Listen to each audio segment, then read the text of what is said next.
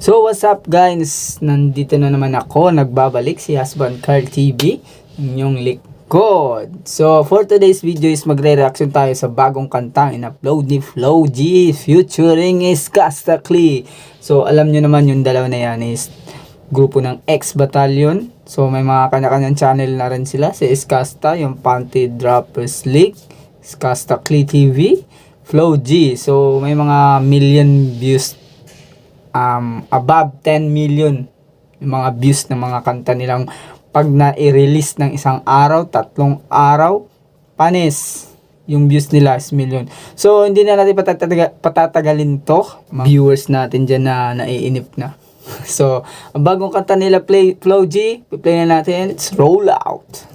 Nagawa ng kanta is Flo G and featuring Skastakli, title Laya. Para sa akin, siguro idea ni Skastakli to, for na-hurt kasi siya siguro hanggang ngayon, hindi pa siya naka-move on. So ayan, nagpag coordinate siya kay Flo G para gumawa ng magandang publishing na kanta. So simulan na natin. Bagong kanta nila Flo G featuring Skastakli, Laya.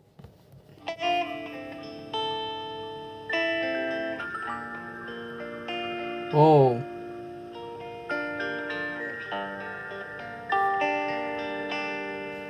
Oops. Ang ginawa dati ni Flo G, featuring din si J. Rowa, yung Hanggat Maaari. Hanggat Maaari. Oh, di ba? Ang ganda. Yun, maganda rin yun. Patok din yun. Napakaganda pag silang dalawa talaga. Ito, first time ko marinig yung dalawa na magko-collab ng ganito yung gagawin nila. Acoustic siya eh. Ganda. So, Laya.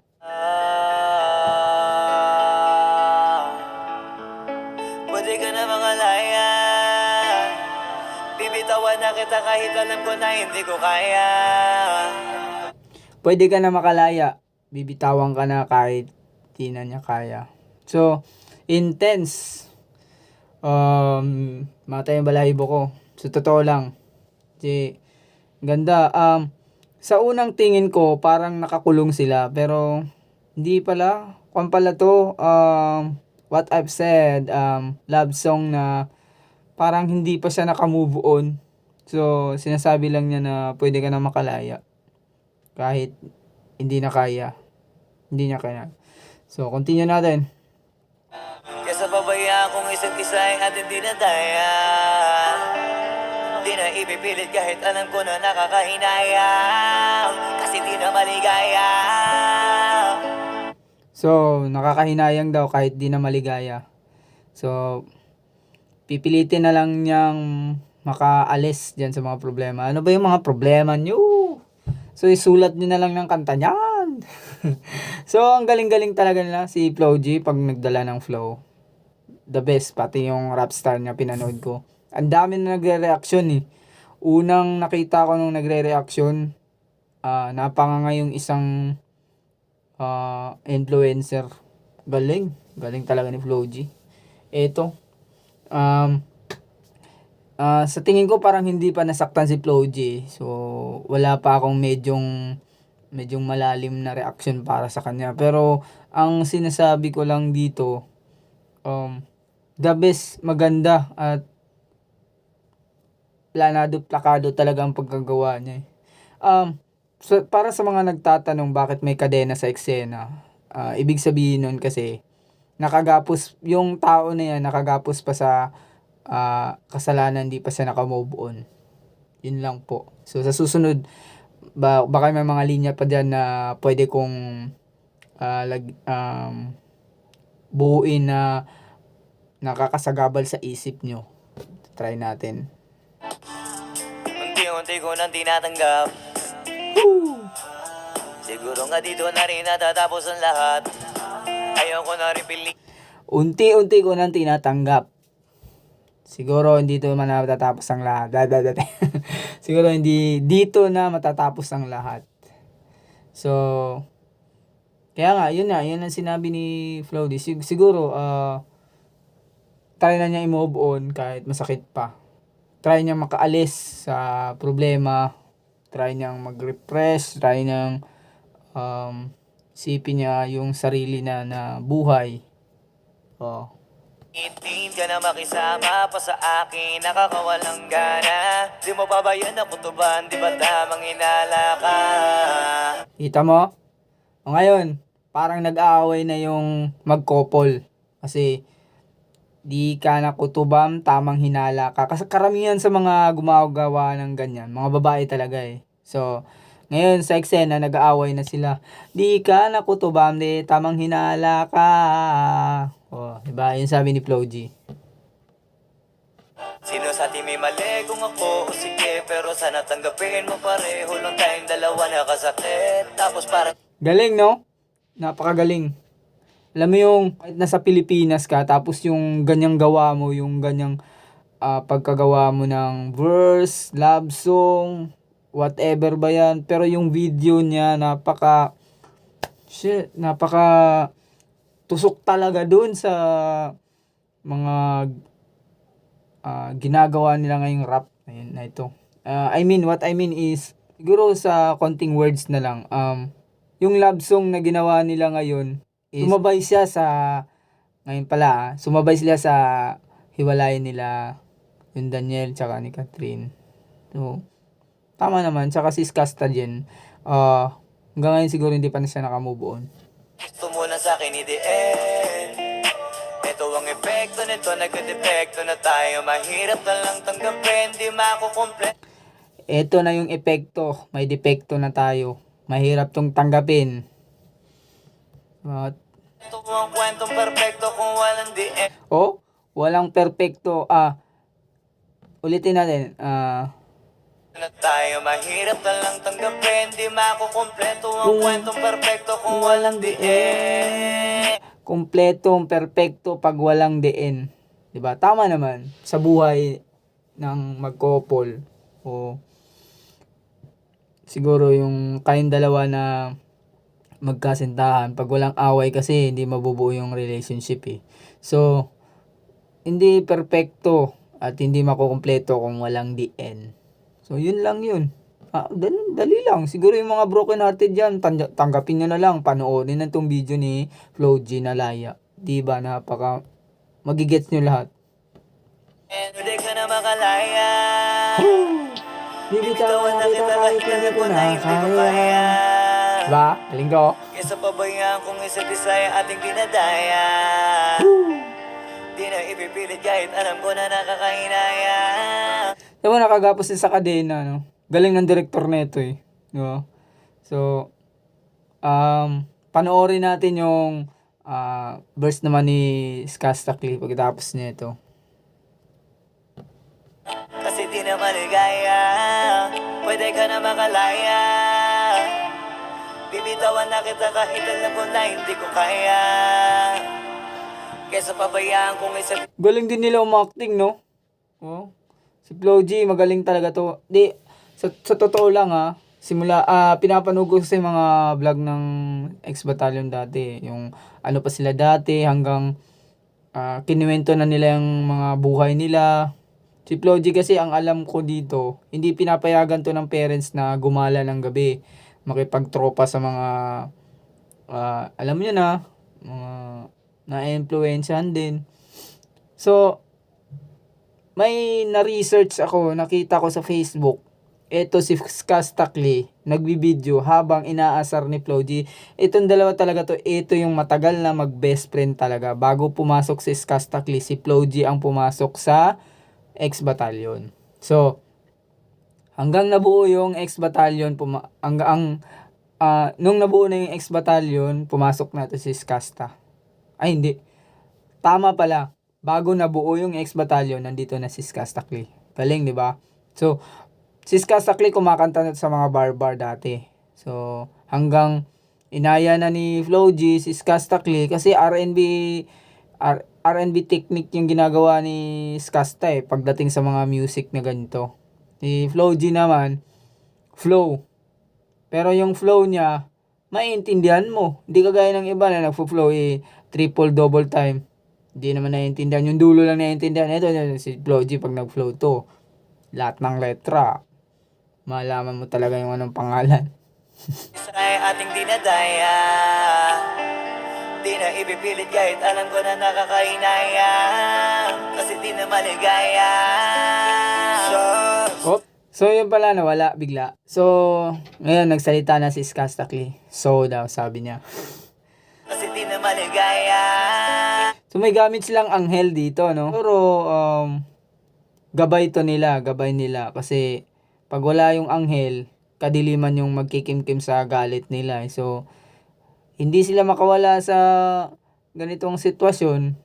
Kaya may gabay. Anghel. Siguro ganun sa akin lang. Unti-unti ko nang tinatanggap. Sabi ni Skasta, unti-unti na daw niya tinatanggap. So, alam na natin na may issue talaga yan siya. May kuwan sila ni Zenab, siyempre may anak si Skasta. So, ngayon may bago na si Skasta. So, normal lang yun, nagpakalalaki yung lalaki. Diba? Nagganon lang nawasak ka lahat. Di ko na pangatawanan na hindi kita iiwan. Kaso lang hindi na kita kayang samahan pa dyan sa kadiliman. Kita mo? Hindi niya pangatawanan yung sarili niya. Pero hindi niya kayang samahan sa kadiliman yung babae niya. So, yung problema na ganito is, siyempre, nangaliwa, hindi na gusto yung ugali, hindi na gustuhan yung ugali. So, isa lang ibig sabihin nun, give up na siya. Pinagpapasalamat ko pa rin yung mga araw at gabi na naging sa akin ka. At least, wala tayong magagawa. At least, forgiveness pa rin si Skasta, di ba? May puso pa rin siya. Hindi naman, lahat ng mga basher ni Skasta, dyan guys, hayaan na lang natin yung tao kung anong desisyon niya sa buhay. So, para sa akin, ako, saludo talaga ako dito kay Skasta at kay Flo G, lahat ng XB. Kasi sila yung gumawa ng magandang music industry sa Pilipinas. Para sa akin simula nung ang dami lang kantang ginawa. Totoo lang.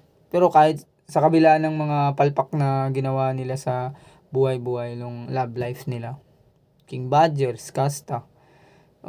Sino pa? Umalis din si J. Rowa. Diba? At di tayo andar kung meron kang palyadong makina. Kaysa naman lokohin ko sarili kong ayusin ang mga bagay na sira na. Paano pa tayo gagana? Parehas na tayong hindi na maligaya. Paano tayo gagana? Parehas tayo hindi na maligaya. So, ibig sabihin lang yun is nawala na yung love niya, yung pagka nawala na yung love at saka yung pagka malibog niya, joke. So, ganun talaga ang buhay. Kailangan nating mag-try ng iba pang mga challenges. So, iwanan yung una, may pangalawa, siguro may pangatlo pa yan, joke. So, para sa akin, opinion lang sa akin to kasi karamihan na naririnig ko sa mga love life is doon talaga dadaan, mag-aaway. Kung di kayo mag-aaway, maghihiwalay. Kung di kayo maghihiwalay, magkakaanak. Magkakaanak kayo, tapos maghihiwalay, tapos maghihiwalay. Tapos mararamdaman na naman yung isa't isa, diba? Ayan ang sinasabi niya. Paano tayo aandar kung di na tayo maligaya? Bam. Huwag mo ang isisi sa akin ang lahat kung bakit ba sa atin ay nangyari to. Hindi ko kasalanan na hindi ko nakayanan ang pagbago ng ugali mo. Sinubukan ko namang hindi. Kasi sinong ugali na sinasabi niya, babae. So, ewan ko, siguro hindi ako nangialam sa love life nilang dalawa ni Zina. Pero, para sa akin, parang dugtong na dun Kasi nung nakita ko si Skastakli nag-live, parang napaiyak siya habang kinakanta niya yung Zenab Zenab. Ano nga yun? Paano nga kantahin? Basta search nila yung vlog ni Skasta TV, tapos yung Panty Droppers League. Ex-battalion din. Kita, basta lokong nakikita. na hindi tayo para sa isa't isa. Ngayon, nakikita na niya na hindi sila para sa isa't isa. Tawag doon is tadhana. So, kung hindi kayo magkatadhana, baka meron pang mas maibibigay na maganda ang Diyos sa kanya. So, kung hindi sila talaga sila, yun ang gagawin nila kung anong gusto nila sa buhay nila. Separate with us. Forgiveness. Then, give up. Ganun lang. At na makalaya, bibitawan na kita kahit alam ko na hindi ko Hey! kaya. Hey! Hey! Pabayaan kung isa't isa ay ating dinadaya. Ayan na. O, diba, yung ibig sabihin na nasakta na talaga sila. So, at the end of the day, pagka hindi magkaintindihan nilang dalawang magka-couple, ay nagkasakta na. Yan yung arrow, nakatusok na. Yun ang ibig kong sabihin doon. Para sa akin na, opinion ko lang para sa akin. Siguro yung ibig sabihin niyan, may shadow na red, may arrow na nakatusok, ibig sabihin, nasaktan na talaga siya. So, physical na. Ewan ko, physical siguro or pinagsisilosa na or nakabangga na siya, nakasuntok na. Yun lang. Di na ipipilit kahit alam ko na nakakahinaya, kasi di na maligaya. Pwede ka na makalaya. Go! Bibitawan na kita kahit alam ko na hindi ko kaya. Hey! Kesa pabayaan kung isa't isa ay ating dinadaya. So, Flo G said na pwede ka na makalaya, bibitawan na kita kahit hindi ko na kaya. So, yun lang yun. Bitawan mo na para makalanghap ka ng magandang sariwang hangin sa paligid. Ganun lang, Flo G. Skasta. Di na ipipilit kahit alam ko na nakakahinaya, kasi di na maligaya. So, this is for today. So, Flo G, Skastakli, Laya. Tignan mo, mga datingan talaga nila. Ang datingan talaga nila is yung kung ano yung pinangarap nila dati na maging, eto, nakuha na nila. So, Skastakli, Flo G, yan ang mga pinangarap nila dati. Gusto nila dati, panahon na nangangarap pa lang sila. So, ano na sila ngayon? Nasa top na sila, nasa tuktok. Yung hindi nyo matutongtong. Yun, panoorin mo yun kung saan kanta yun. Panoorin nyo yun guys kung saan nyo makikita yung kantang yung sinasabi ko. Sila yung tuktok na hindi mo na matutongtong. Maririnig mo yun. Diba? Lahat makaka-relate nito kasi love song pangmasa talaga. Maganda yung pagkagawa ng video. Yung suot nila, angas talaga. Tapos, yun lang, yung masasabi ko is thank you sa'yo sa paggawa ng kanta dahil sa ganyan. Ang dami na re-relate. Ang daming gustong magsabi kung ano yung gusto nilang gawin.